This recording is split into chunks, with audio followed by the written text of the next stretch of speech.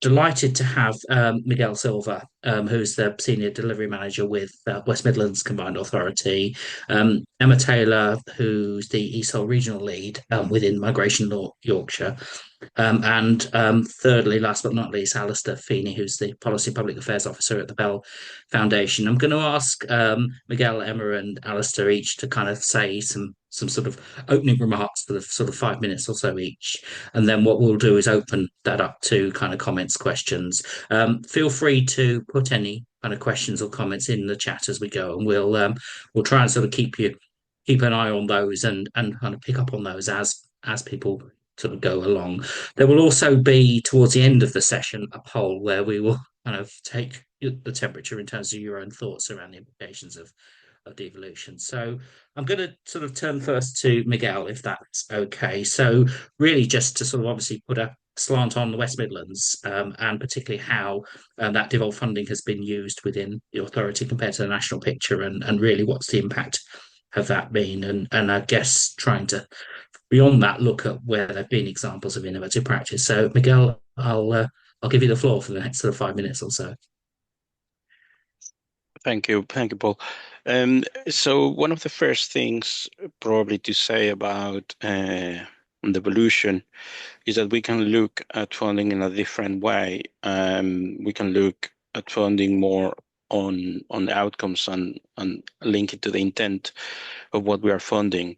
So specifically, some of the things that we did was to create different programs. I know they exist also in other parts of the country, and fund those programs differently as well. So where the focus is not necessarily on the qualification, but the focus is on what the individuals want to do, and for which we contextualized ESOL in different sectors initially, and we are planning to go further on that. Obviously, we still have the traditionally funded ESOL, but the advantage of being able to create programs, for example, to move people into employment, is that we can add to it different learning episodes that will provide opportunities for learners to practice what they are learning in the classroom in other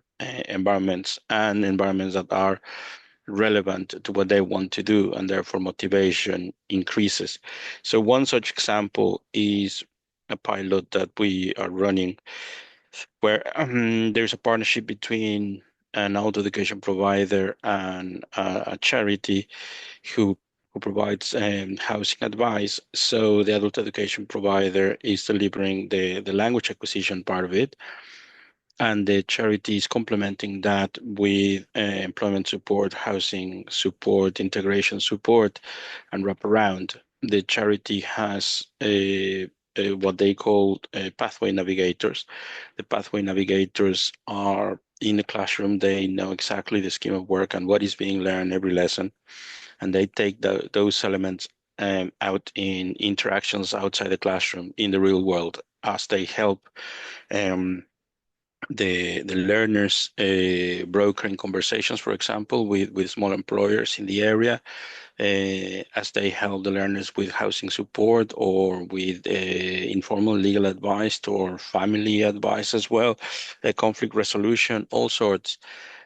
So this is really bringing the language acquisition in context as something that becomes completely relevant to their lives through these kind of support outside the classroom. They develop also the confidence to use it by themselves, to not sort of stay within their own communities where they can avoid using English, and they are more confident to go outside into a wider sort of group within their wider community.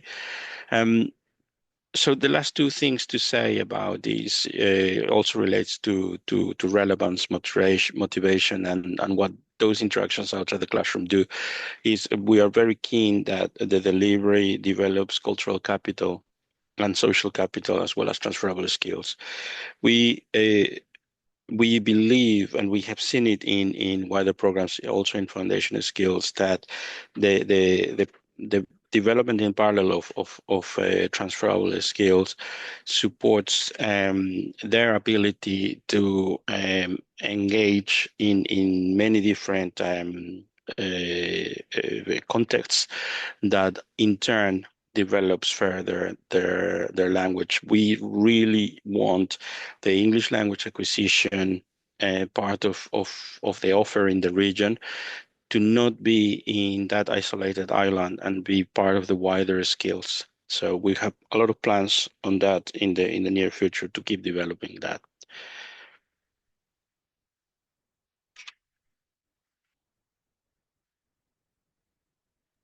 That's great. Thanks very much, Miguel. Emma, I'm going to sort of turn to you next to really ask you to perhaps sort of say a little bit about the role of strategic migration partnerships in that kind of planning of ESOL provisions, and particularly the relationships that Migration Yorkshire's got with I guess you've got two MCAs on your patch at the moment, soon to be three, actually four, isn't it? So and obviously and the local authorities as well to plan ESOL, and I guess kind of where that's kind of where how that's kind of shaken out so far, and I guess where the challenges are with that too. So okay, same thing, 5 minutes. That's great. Thank you very much. So yes, so I'm representing Migration Yorkshire, and we're the Strategic Migration Partnership for Yorkshire and the Humber. So we cover 15 different local authorities. And yes, as Paul said, at the moment we're working with two different combined authorities, South Yorkshire and West Yorkshire. So as a Strategic Migration Partnership, or an SMP, we've got quite an indirect role in planning provision. We're not actually a provider or a funder. But one of the really key things that I think we do is try and bring organisations together. So bringing together local authorities and other ESOL stakeholders within our region. So one of the things that I see as a really important part of my role is encouraging all of our local authorities to have their own multi-agency ESOL groups where they work together with their ESOL providers, with their trusted voluntary and community partners, organisations of sanctuary, DWP, Job Centre Plus, but also where relevant, the combined authority, the person within the combined authority that works on their ESOL provision and their ESOL funding. So of our 15 local authorities, 10 of them have got sort of functioning and regularly meeting ESOL multi-agency networks. And one of the things that has worked really well is within those local authorities that are covered by a combined authority is I've worked with the combined authority to identify who's the best person to come along to those groups, because often the combined authority will have different nominated people that will work with those different local authorities. And we found it's really, really useful for that representative of CA to come along, because they can talk to the people that they wouldn't normally talk to, the small providers, the volunteers, the community providers, who can tell them what's going on the ground. Is there a certain group of learners that are not able to access provision because of different funding rules? Are they finding that they're just not engaging with certain groups? Are they struggling to get venues? Are they seeing that there's a real gap for perhaps employment-based ESOL? And then from the other perspective as well, it's that twofold function of those small organisations understanding what the combined authority actually does, because I think a lot of the time there's a mismatch in understanding there. So it's been really great having those CA representatives who are often able to say, please tell us what's going on the ground, and please tell us where you feel the gaps are, because if you tell us what those gaps are, we may well have bits of funding that we can use to infill and to sort of even out the ESOL provision across the area. So what we're trying to do as well is create different opportunities for networking. So we've been doing online lunchtime showcases where we invite ESOL practitioners from the region to come along 4 times a year to an online forum to get together to talk about different areas of ESOL, and we'll always try and ensure that we've got someone from the CA there as well. So really important with linking up. We've had some great opportunities where we've linked up with our employment colleagues, and the Combined Authority has been able to offer various bits of skills bootcamp funding to help ESOL learners with their employment skills.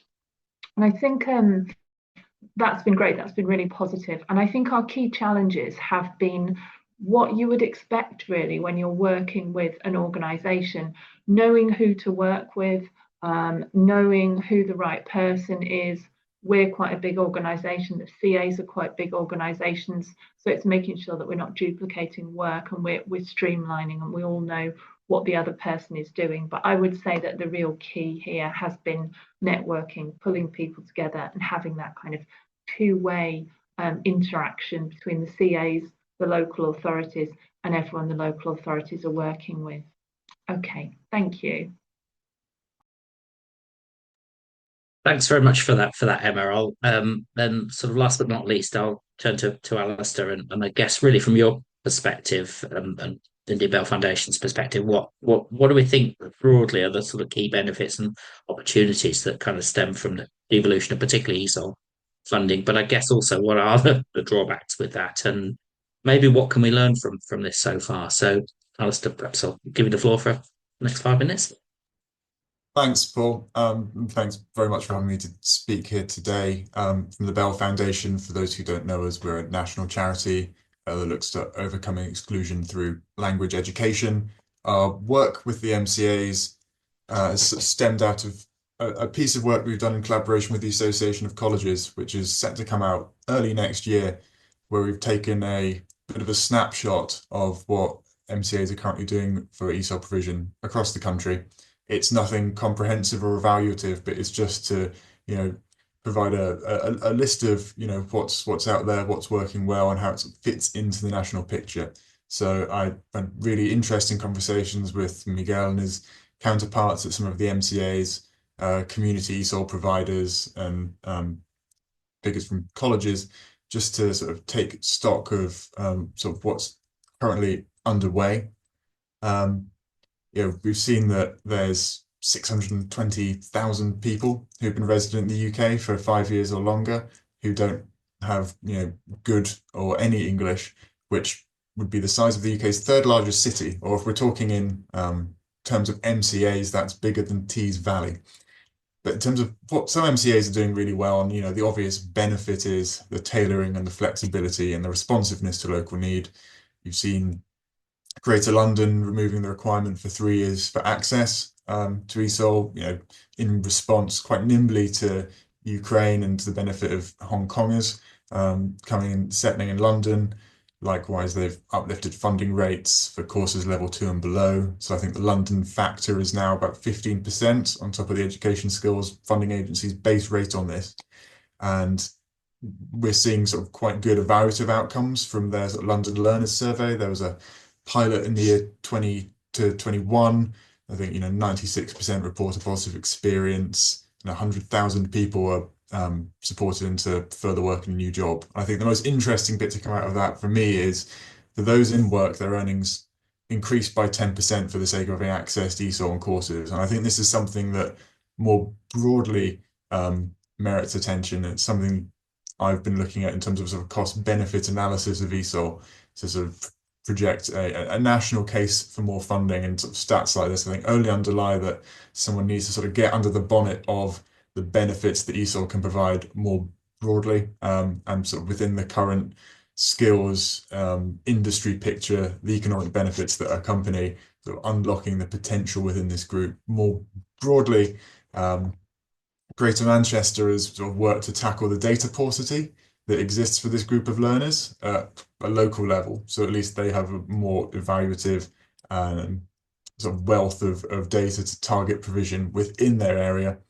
And then you see sort of responsiveness to geographic regions. I think it's very easy to think of ESOL as an urban provision, whereas Cambridge and Peterborough who are local to me are sending sort of mini buses of ESOL teachers out into the fens to workplaces where you've got significant communities working in agriculture to deliver ESOL at lunchtime and things like that.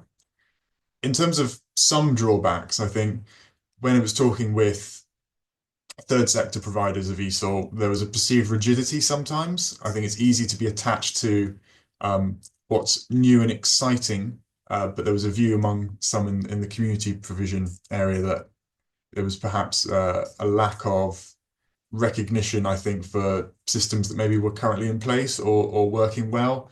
There were cases where some providers were discouraged from applying for AEB funding because of the requirement that learners need to attend a specific proportion of sessions in order for the provider to get the full funding amount. So it's not necessarily compatible with certain communities with varied employment patterns, shift work, and being able to get that guaranteed attendance every single time. In terms of what devolution's teaching us so far, I think it's helping to stress test the system a little bit and point out areas where there is a national scale failing. Sort of the most obvious being the data point, as I previously mentioned, Greater Manchester having to sort of step in and fill the gap with their own data service, something that we at Bell Foundation sort of putting together material on the benefits of something like a additional marker in the individualized learning record, which would go a long way to solve that picture nationally, and I think should be attractive to those in the MCAs that are going to be receiving Trailblazer deals and things like the single settlement, where they'll have to make the case internally about the need for skills in ESOL to be receiving funding against many other departments when they receive that greater level of devolved authority over their spending. So I'll leave that there.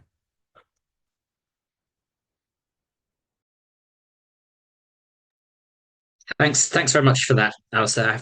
I did thank you all three. I'm going to sort of open the floor up a little bit now to questions, but I'm going to sort of pose one just to sort of keep the ball rolling, and it follows on a little bit from what Alistair was just saying a second ago about that sort of notion of different patterns. I've just noticed Helen in the chat was sort of saying that Buckinghamshire, her own sort of area, is due to get devolved powers next year, and obviously she'd love to see co-funding for ESOL being scrapped. But I guess there's a piece there around how do you persuade an incoming administration that that's a priority, particularly when there is a kind of we're not seeing more money being poured into the system at this stage. And I guess it's about also understanding the political makeup of combined authority, I guess, in terms of whether that's likely to be seen as a priority for them. So I don't know if I want to sort of thoughts on that initially. Perhaps go to maybe we'll go to Miguel first if that's okay. Yeah, I think there needs to be a very clear understanding of the baseline and how that compares to other important needs. So in that area, how much is being invested in ESOL as a proportion of the population who cannot speak English or cannot speak English at all, well or at all. And contrast that to the proportion of the population who doesn't have level 2 qualifications. The thing is the percentages are sobering, the difference is sobering, and it's already telling you your chances of being successful in doing that. The next step is to understand what are the outcomes that you want to achieve through that provision, and also don't think of ESOL only and ESOL qualifications. There are other interventions that can develop language acquisition in a different context. So, for example, if learners are supported through digital skills as well, and the learning aim is with digital skills, it's almost like funding ESOL by stealth. And The important thing there is the teaching staff to being able to deliver ESOL with digital skills, or to be able to deliver digital skills. There are different ways. Another way, and final thing to say, is also how can you organize a system similar to what Emma was saying, and combine different funding streams into one project and one delivery. We do that a lot. We're starting to do that a lot, so that we are attracting Home Office or Ministry of Housing funding or lottery funding that is part of what the VCS organization does, and they deliver part of it. But it's the coordination, is designing the scheme of work and the lessons in coordination with the VCS organization, so that the VCS organization do what they do best with their funding, but it's still all part of one program. That's one way, because just to prioritize for ESOL in favor of something else, when you look at the statistics, what the need is of that demographic, you will see that it's going to be a very difficult battle there. I don't know if that helps. I'm just addressing one part of the problem, to be honest. There are other angles. I think that's useful, and I think that there's also that piece around ESOL being seen as part of a wider thing that actually stretches beyond adult education and stretches beyond DFE, and kind of getting it to be understood. I know one of the things where I'm been looking at the ESOL, the picture around ESOL in Ireland, and one of the frustrations there has been that again, there's a kind of slowness to recognise that it's a bigger issue than just an adult education issue. It's a broader issue around social and economic inclusion, and how you actually work in that broader sense to support those things. And in a way, the MCAs are quite well placed to do that. Emma, are there any particular thoughts around that sort of? I guess just particularly the SMPs have got a kind of an ability to kind of be that kind of pulling together all of the various loose ends. Yeah, and I think there is a difference nationally in the how the SMPs work with the combined authorities. So, for example, in Greater London, the ESOL regional lead kind of sits within that combined authority. So you could say they've got more of a perhaps more of an influence. So I think it really depends on how the SMP works with the CA. And I know that one of our combined authorities has scrapped co-funding for asylum seekers post 6 months. But we've had a lot of conversations with our combined authorities about whether they'd be able to change some of the 3-year eligibility rules. We were having conversations particularly about people on the Hong Kong British national overseas visas, who we were finding were missing out on ESOL. So I mean, I think for Buckinghamshire, I mean, it's really hard because every area is so different, and I suppose it is about looking at it as a whole, and thinking about what your priorities are. But I mean, I think working with the combined authority to make everyone aware of where the pressures are. So I suppose it's often boiling down to having effective ESOL mapping in terms of knowing duplication gaps. And we're really lucky in Yorkshire and the Humber. We work with an organisation called MESH, Migrant English Support Hub, who map our ESOL, and we've got a website, Learning English Yorkshire and the Humber, which we use extensively to look at what are the gaps. So I think, as with everything, it boils down to what does your area actually need, and how can you get that across to funders. I guess that quality of data is always going to be the thing that helps or hinders in terms of unlocking and giving that vision or that visibility of the scale and what particular forms of need are priorities as well. Just to I'll come to Alistair as well in a second, but I guess to pick up a couple of other points in the chat. I mean, I think John's picked up on that about ESOL by stealth, and digital being a way of adding scale. But I guess there's those challenges around teacher training and CPD for those, and the ability to obviously make that available. And I think Miguel's picked up on that point as well, actually, just by putting a comment in the chat around that sort of question around how you actually support teacher training and being able to adapt to different settings as well. I'll come to Alice in a second, but I see Emma's got a hand up as well. Did you want to jump in at that? Yeah, just to jump in around teacher training.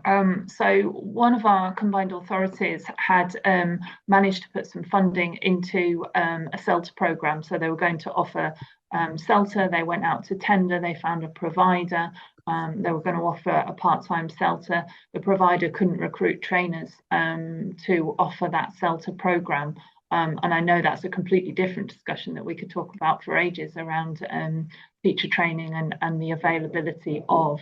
But I think, yeah, there's certainly something to think about there in terms of teacher training and development. And that's something we've been talking to our combined authorities about.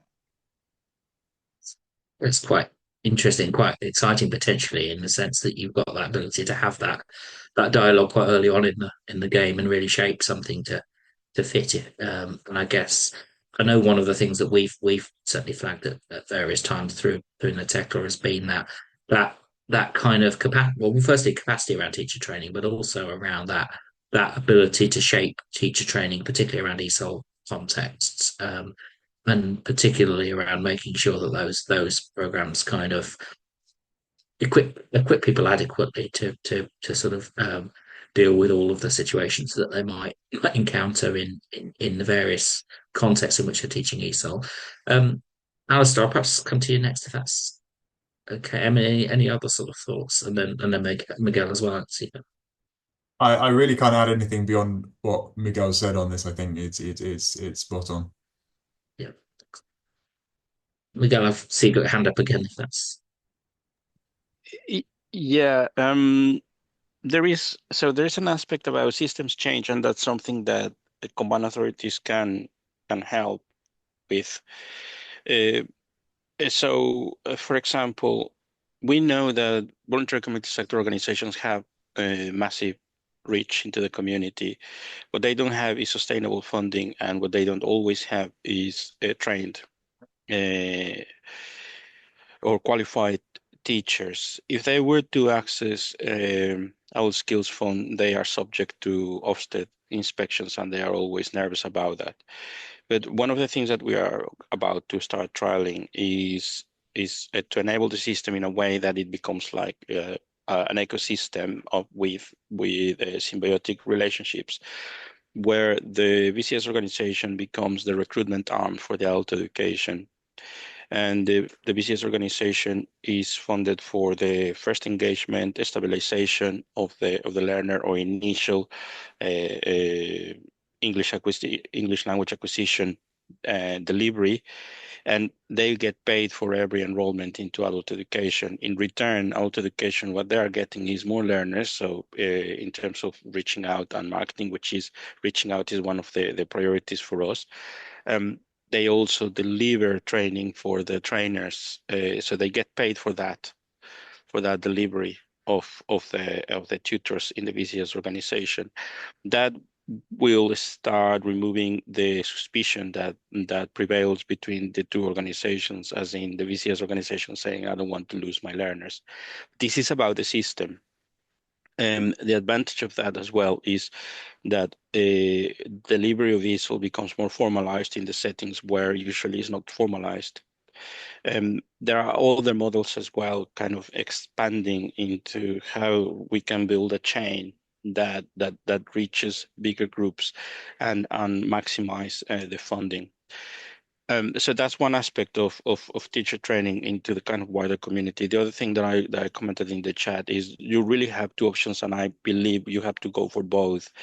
You can upskill teachers of other subjects in the nuances of English language acquisition, so they are sensitive and knowledgeable about the stuff that they need to take into consideration when a non-native speaker is in the classroom, but you also need to deliver a little bit of upskilling and reskilling for the ESOL teachers particularly around how they would deliver a program that encompasses a wider context. Contextualization of English language acquisition, I think, is really, really, really important. And I have something else to say, but not yet, about the qualifications and the issue about literacy and language acquisition. May well be something we get to in a second, because I guess that's another big discussion. I'm sure Alistair have thoughts on that as the others. Just picking up on more chat, and obviously I just generally appeal to anybody else. If you've got any thoughts, do throw them into the chat. But I think a couple of comments, both John and Leanne actually kind of commenting a little bit around sort of current model of teacher training, and the sort of the need for perhaps something that is a bit more reflective of those kind of contexts, or at least something to um, support or to perhaps plug some of the gaps that might be there in terms of what's there. And I guess that ability to sort of co-produce alternatives is quite an interesting kind of concept, and quite an exciting one potentially, because you could really create something new that worked well together. Um, I guess Angelia's just put actually quite an opportune moment, which was around how do we address the funding issue that only allows learners to join one class when there are others that they might like to join, and that may well support their language acquisition. I guess that taps into that wider notion of kind of ESOL taking its place within the Adult Skills Fund, and that whole notion of kind of people's expectations around levels and all of that stuff as well. But I guess that notion of ESOL being something that's taken in isolation versus something that's taken kind of as part of a broader program. I don't know if anyone wants to jump in on that. I can. Yeah. How to address that? That is the gift of every combined authority. We don't put a cap on that, and in fact, I think it's impoverishing. It's missing an opportunity. Why would you stop an individual from enrolling into numeracy when they can develop their language? If the initial assessment says that they are able and that their language is almost there and their study skills are there, it's actually missing an opportunity where your funding can be maximized, because maybe what you are enabling there is less ESOL for that particular person because they are getting something else. And also, it's not about the qualification or the program, it's about what you do with the individual, and the individual are much more than just the language that they need to develop. So it depends on what the combined authorities are trying to do and their rules, unfortunately. So other than us in the West Midlands talking more, and partners in the rest of the country are very interested in what we are doing, I don't see much else, because it's their decision on combined authorities and within their priorities. And I guess that's one of the sensitivities around this, in the sense that you've got, in a way, the practice is only going to be as good as the will to have that kind of that open dialogue, and the will to make funding available, and all of the rest of it. I'm seeing kind of actually Emma nodding at that as well. Did you want to come in with anything? Yeah, I mean, it as you say, it's the will of the combined authority, and the juggle for them of having a finite pot of funding, and we sometimes get our combined authority colleagues saying, in ESOL meetings, that you do understand, don't you, that if we allocate more to ESOL, we're taking it away from something else, which is always, a very sobering thought about how we balance and how we juggle the needs of our communities. And I think, I've probably already said, but it's very individual as to a particular local authority area. And I think it is really interesting to look at the areas and the regions that you work in, and how different local authority areas can really have different needs. And we really have that across Yorkshire and Humber. I think I can that to add the range even within the local authority areas and the combined authority areas themselves. When you look at provider level, when we've talked to colleges about this, I think it was one of the colleges, I think in Liverpool Combined Authority in Southport, who used part of the, I think it was 5% of Liverpool's AEB was put into this test and learn program, and Southport used it to set up, ESOL for absolute beginners, because the finding was the communities and the learners that they had accessing their services, even entry one was too high, and so that was too much of a hurdle to jump. So I think it's, it does get quite granular when you see the collaboration between providers, colleges, MCAs, and how that filters down, and then sort of how much autonomy the MCAs themselves want to give within sort of areas of their community.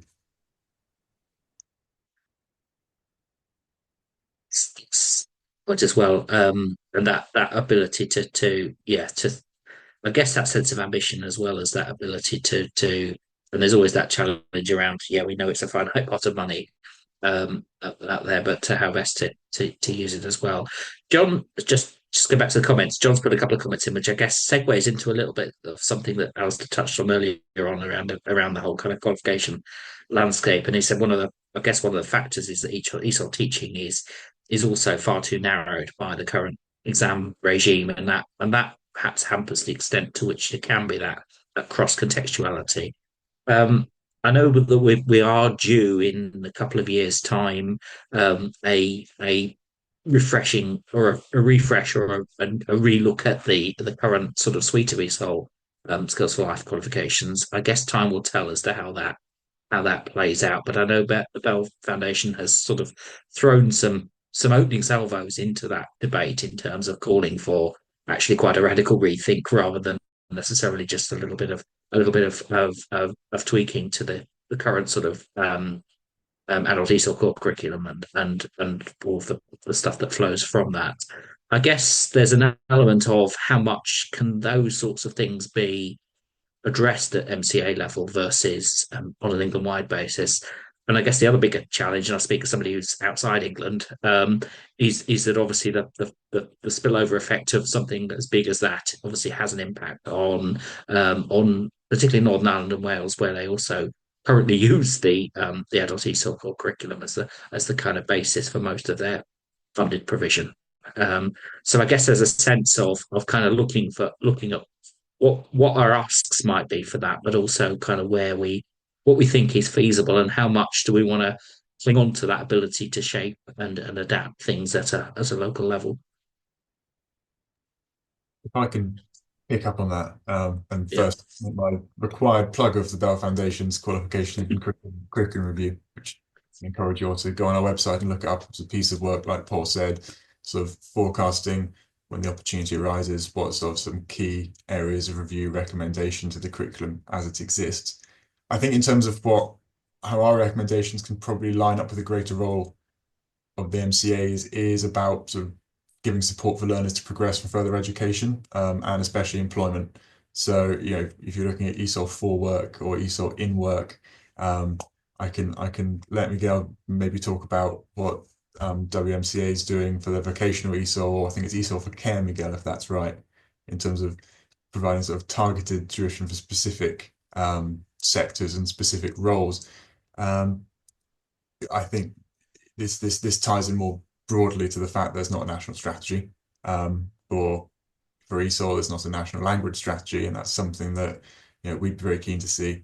The implications of that potentially are changed by what role still embryonic Skills England may play going forward, whether they're convening, whether they're more active. But we know that we see reports of 71% of employers reporting a skills gap, while people accessing ESOL courses tend to be either unemployed or grossly underemployed for qualifications that they hold that they may have sort of obtained in their country of origin if they've come to the UK. So I think if much like I've talked about, where MCAs can look down to their communities and sort of link up at a college level, it's creating those associations with industry, providing you clear pathways that allow people who possess skills just to overcome that language barrier, unlock that potential, and take the next step. And that doesn't mean that the education sort of journey has to end at that point, but it definitely becomes a lot easier if you can sort of have one foot in the door. for that. Miguel, did you want to kind of come in at this point? Uh, yes, on what Alistair was saying, one of the key challenges that we have is how do we educate employers um, so that they see the potential and the value of employing people whose English is not at the level that they normally expect, so that they develop their own skills to be able to piece back together unusual syntax into the syntax that they would expect. And frankly, English speakers are generally quite good at doing that across the world because we all do. I'm not a native speaker, as you can tell. We do all sort of things with your syntax and with your vocabulary, and English is so flexible. But somehow, when it comes to employers, they don't want to know. So, as a combined authority, we have a lot of work to do, and we are compelling our colleges and out education services to do the same. It's one of the key recommendations and actions following our review of English language acquisition in the region. In terms of a national strategy, haven't we heard these for over 20 years? Yeah. So I think probably it's now that we have devolved combined authorities, and that there's likely to be a mayor in every part of England, and so devolution is set to increase. Probably this is a good time for combined authorities to think about it and bring along the FE, who are interested anyway. The national lead policy in this area is interested. So let's hope that for next year's conference we are speaking about something different and not yet again the same thing, that we need a national strategy. Yes, yeah.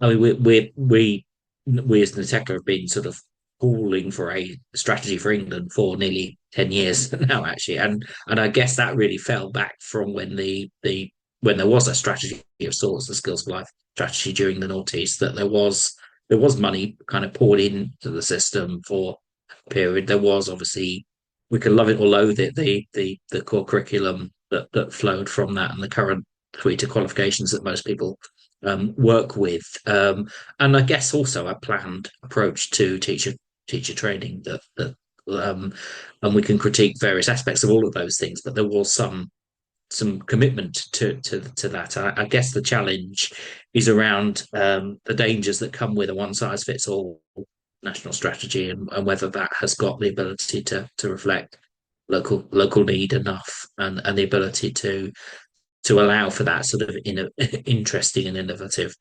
practice. So that's probably useful. Alistair, did you want to come in at that?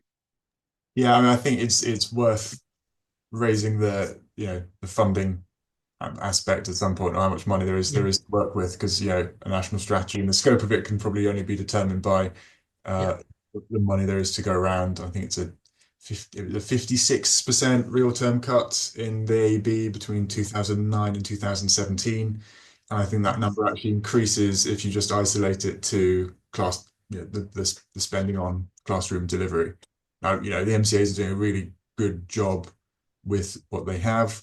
Are we likely to get, showered with money in this area within the next few years? If you look at the budgets and forecasts and things like that, no.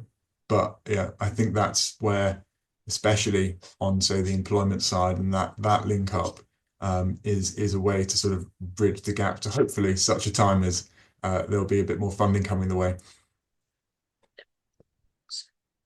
No, that's helpful. I mean, the other thing, and it kind of flows a little bit from this as well, and I think Dorata put this in the comment, and let's say kind of back the point up, which was looking around, particularly learners who have limited literacy in their first language, and the sort of I guess the expectations around how quickly they can progress, particularly in college contexts, and whether there is a need to kind of reach further into what we kind of loosely call the pre-entry space, in terms of developing that more substantially and providing kind of a bit more, maybe not a bit more structure, but a bit more explicit support for that as an area that needs needs focus and the direction of funding. And I guess there is an opportunity there with the sort of the morphing towards tailored learning as an approach. But with that, I guess it's making sure that ESOL has its kind of or not just ESOL in terms of ESOL outcome, ESOL specific outcomes, but ESOL learners are getting a fair crack at that. And Emma, I'm seeing you nodding.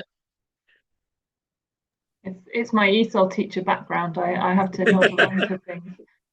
Yeah, so no, I agree, Paul. And I was just looking at Dorothy's talking about illiterate learners, which, you know, we do hear loads and loads from our ESOL tutors about that kind of age-old story that they feel like they're expected to be all things to all people and be able to manage not just the language needs in the classroom, but the many and varied needs around trauma that people have experienced and their differing levels of literacy. And I think we could probably loop that background, couldn't we, to teacher training and you know, how are we equipping ESOL tutors to deal with these things, and should we in fact be expecting ESOL tutors to deal with all these things? But I feel I'm going off topic there a little bit. I think it's an opportune point, and John's just thrown a similar point into the chat, which is around literacy generally needing a bigger profile, and also digital literacy, because actually that's quite key often in terms of language. Well, obviously in terms of tools around language acquisition, but also around navigating your way through a digital and increasingly digital world as well. I've got two hands up from both Alistair and Miguel, but I've remiss of me if I didn't remind or kind of prompt us to sort of do the poll that we've been asked to sort of do as part of this session. So I'll take kind of contributions from each of you first, and then we'll do the poll next if that's okay. I don't remember who was first with a hand. I think it might have been Alistair on this occasion. I'm happy to go further off topic from where Emma was. I think the point on taking the load off ESOL teachers, you know, is incredibly important. I think that speaks to one, the need for wraparound support, which you are seeing a lot through MCAs in terms of linking up with organizations that provide it or providing hubs. And then I know that lots of areas, you know, hearing from Cambridge and Peterborough earlier in the week about their single point of contact system that they've spent a long time setting up. So, you know, in the group sort of mentioned in the question, you know, often women, often literate, it's about providing the, you know, the path of least resistance to be accessing anything. And if that's about lower entry levels, of course, being one part of it, but, you know, simply not having to repeat yourself time and again in this and being able to have this sort of central resource to access. And again, you know, being one of the great benefits of devolution we've seen so far in the responsiveness in particular areas to, you know, sometimes often quite emergent communities of high need as they occur. Thanks for that. Miguel? Yeah, I think again it is within the gift of combined authorities to create different pathways and fund the pathways accordingly. So two examples would be English for literacy for those who cannot read and write in their own language, and don't combine them with those who can read and write in their own language. I think that is a very, very simple thing to do. If one of these groups need more hours, then potentially those courses need to be longer as well and need to be funded in a different way. But again, it is within the gift of each combined authority. On the point of tailored learning, someone in the chat said, did they apply for tailored learning? There wasn't an application process. Tailored learning is part of the Adult Skills Fund. So again, it is a decision of every combined authority whether they would move all the non-regulated, what used to be AEB non-regulated provision into tailored learning or not. For us in the West Midlands, tailored learning happens everywhere. Tailored learning is the wider concept. So we fund inter-employment programs in which we combine qualification learning aims and non-accredited or non-regulated learning aims into a whole program based on cost and based on outcomes, and that's tailored. what used to be community learning is used in combination with qualification learning aims. The funding system should not dictate what we do. What needs to dictate what we do is the individuals and the needs and what will work best for different communities, for different individuals in different communities. So just a thought is not something that you apply or not. And frankly, you can fund pretty much anything as long as it's beneficial for the individual. I don't know if that helps, actually. That's probably too. That's helpful. Oh, it's good that kind of mindset is there. I guess it's making sure that filters through the system and that everybody is not just every authority, but I guess individual organisations are thinking along those lines.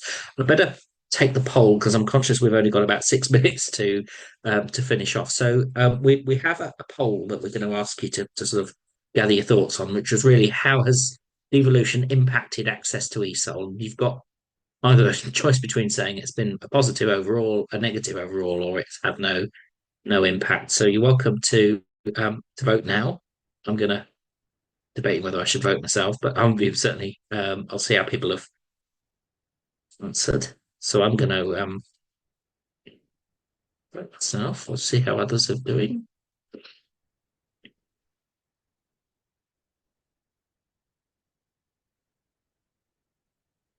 Just giving people a second to do that. Catherine, I don't know how the results are going in terms of people.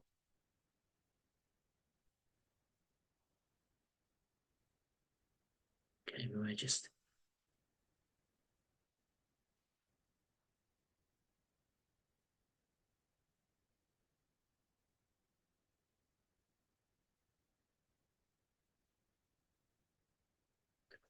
Right, we're on just over half voted so far, so you've got an opportunity to click on one of those if you haven't already done so. Well, 64% saying positive overall at this stage, so I think that's fairly decisive. But it'd be interesting amongst those who are saying negative. It'd be interesting to just, I guess, tease that out a little bit more. And I guess is that around?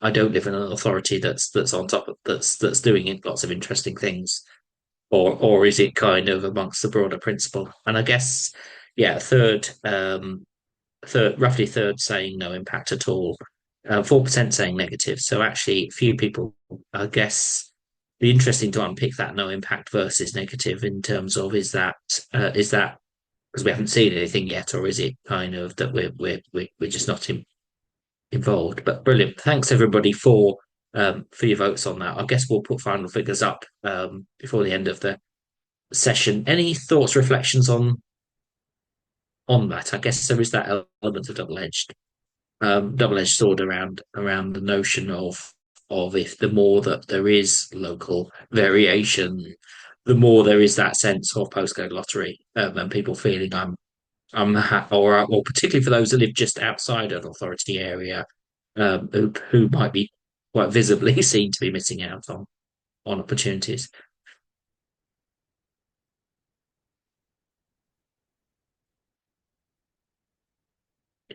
Without. Okay, we're getting kind of into the sort of last sort of phase of the session. I'll just sort of go to each of you for any sort of final thoughts. Emma, would you like to go first? Sorry, I couldn't get off mute there. Yeah, so I mean, I think it's been a really interesting discussion, and I think we've got a lot left to discuss, haven't we? And we're still at very early stages with the combined authorities. So I think I'd be really interested in that sharing of good practice and how things are working nationally and how we can pull together really to have almost a kind of guide of practice of how we can work well with combined authorities and different organisations. Brilliant, thanks. Thanks. Alistair, I'll come to you next. Yeah, no, I totally agree with Emma really that it's about drawing together what is working, what's not, providing a space for reflection. I think, we've sort of reached the phase of evaluation now, from the sort of cycle of when devolution happened. Like I said, Greater London has sort of been piloting their surveys, and I know that Miguel and his team have got things in the works on evaluations to WMCA. So I'm going to be really interested to see what these sort of evaluative outcomes are, looking back at the first sort of few years of this happening. So I think it's very much sort of time to sort of take stock and reflect. And I think, the next year, 2 years, Skills England coming into the picture as well will be very interesting in terms of sort of the future direction of this. Thanks for that. Okay, and last word to Miguel. Um, I think this is a very exciting moment and a really good opportunity to start thinking very differently and enable that difference through change and systems change. I don't think we should be waiting for Skills England. I think combined authorities need to influence what is happening there. So far, I haven't seen much there. The skills taxonomy, for example, is something that I am linking to what could be principles of English language acquisition, and should be linked. Otherwise, ESOL will continue to live in its own isolated island. So the remit of Skills England at the moment is very much focused on sectors and higher levels, not necessarily on literacy, numeracy, English. So, sorry, language acquisition. So there's some work that we can do there and take this opportunity. And when I say we, I mean command authorities, and better joint work between command authorities. That's brilliant. Thanks for that. I like the idea of saying let's not wait for Skills England. Let's tell them what to do rather than wait to be told. But that's brilliant. Just to give everybody final figures on the poll, 65% positive overall, 4% overall negative, 31%. So it hasn't shifted much from earlier on. But so thank you for that. Thank you to all three panelists, Alistair, Miguel, and Emma. Just the order in which they appear on my screen in front for your contributions, and thank you everybody for your comments. This is actually the end of the conference. We're not going back into a main plenary afterwards, so I hope you joined, as well as obviously finding this session useful. I hope you found the earlier session useful as well. Certainly been useful for me in terms of all of it. I think we're hopefully back to a face-to-face conference next year, so it'd be lovely to see everybody at that if we're able to make it. If not, I'm sure I will see at least some of you in other events in the meantime. But in the meantime, just enjoy the rest of your day, and hopefully see you soon. Thank you.